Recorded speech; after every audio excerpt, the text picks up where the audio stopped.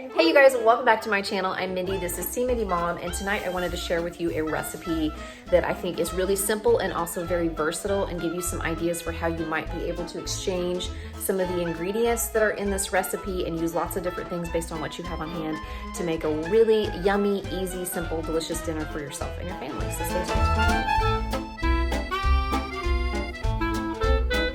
Okay you guys, forgive my messy kitchen. I've got no makeup on.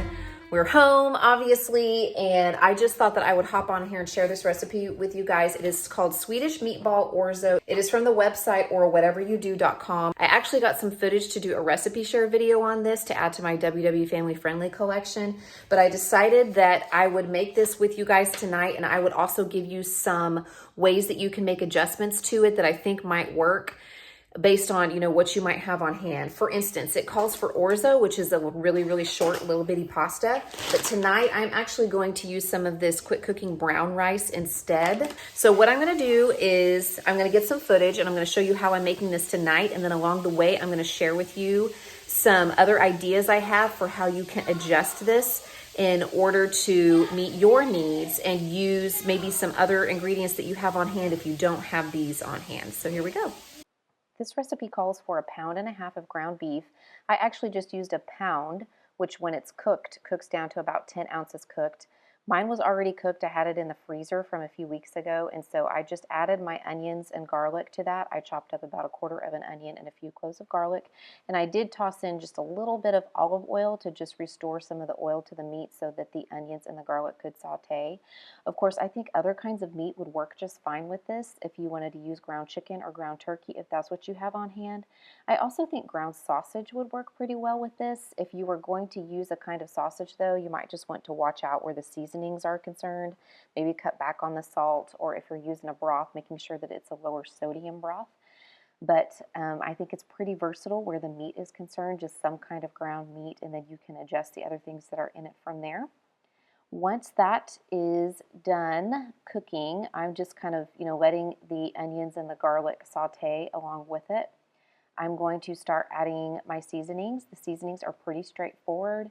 It just calls for 1/4 teaspoon of onion powder, 1/2 teaspoon of garlic salt, some cracked black pepper, and a little bit of nutmeg. I don't know the purpose for the nutmeg, but I did go ahead and put a dash of the nutmeg in there.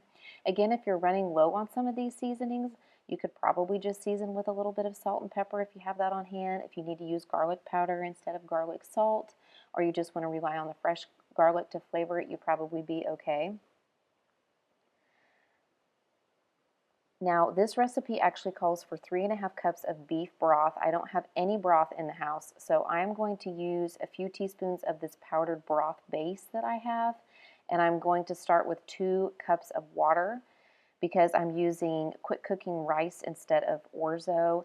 I will say that I had to go back later on and add more water because I noticed that the rice just wasn't cooking to the texture that I wanted, so I probably ended up with more like 2 3/4 cup of water as opposed to the 2 cups of water, which is what the package of rice recommended for each cup of rice.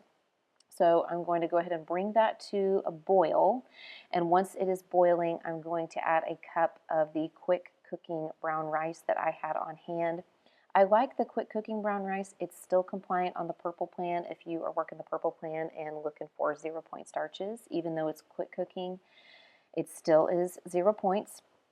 And I just never had very good luck with regular brown rice. But I think there are other starches that would work well with this. Of course, I've made this with the orzo that the original recipe calls for, and it's great. I also think that you could use egg noodles with this instead of rice or the orzo pasta. There's probably other kinds of pasta, but you will need to be careful of how much liquid you put into the dish if you're making it as a one-pot dish. That will depend on what kind of starch you are using. You just want to make sure that you're not putting too much water in and not too little. Maybe check on it and make sure. That's what I had to do with this. The other thing, of course, you could do is reduce the amount of liquid down to just like 1/4 cup or so and sort of make a sauce, and then you could cook your starch separately.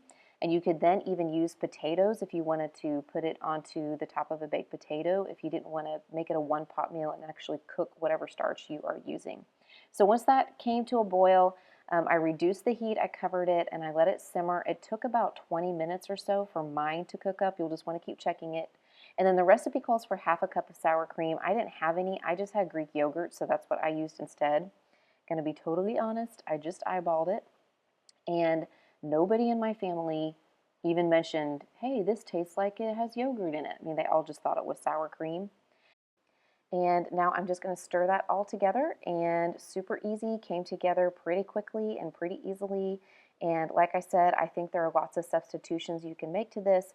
The main thing is just to be careful of the amount of liquid that you're using. You'll want to adjust that depending on what kind of starch you're going to use, whether it's rice or pasta, or what kind of rice, what kind of pasta, that kind of thing. And a quick Google search can usually help you out a little bit, or even just a little guess and check, and making sure that it's not scorching at the bottom of the pan if you don't have enough liquid in it. So there it is, all complete in the pan, and I'm just going to serve this with just some carrots and some ranch for the kiddos, and they usually pick out a piece of fruit or something like that to go along with theirs as well. My husband and I had ours with just some steamed veggies, and this was delicious. I thought this was just as good with the rice as it was with the orzo, which is the way that we've been eating it. There were no leftovers. Most of us had seconds. All right, you guys, that's what I have for you. I hope that that is helpful, and I hope that I gave you some ideas for how you can make this recipe work for you based on what you have on hand, some different ideas for substitutions or adjustments as you need to make it. I know that flexibility is going to be the name of the game for a lot of us moving forward, so I'm hoping to be able to put out some of this kind of content that can help us all utilize the things that we have on hand and make do. So thanks so much for stopping by. I appreciate you guys, and I'll be sure to check in again very soon. Bye.